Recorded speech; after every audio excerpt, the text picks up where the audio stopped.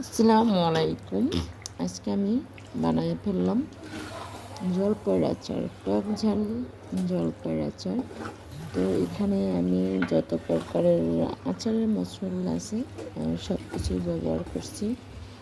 তো দেখুন আচারের কালারটা কতটা পারফেক্ট আসছে, আর সেন্ট কিন্তু অনেক সুন্দর আসতেছে। আচারের নিয়ম হচ্ছে অবিরত নাড়াচাড়া করতে হবে।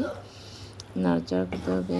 তারপরে দেখুন এখানে আস্তা রসুন দিলাম, তারপর শুকনো মরিচ আস্তাও দিলাম, গুঁড়া করাটাও দিলাম।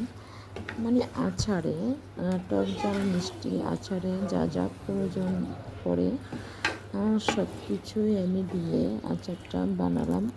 তো আমি পুরো ভিডিওটা দেখাইলাম না, শুধু অর্ধেক ভিডিওটা দেখাইলাম। আমার আচারটা দেখতে কেমন হয়েছে অবশ্যই সবাই কমেন্ট বক্সে বলবেন। ভালো লাগলে লাইক কমেন্ট দিয়ে পাশে থাকবেন।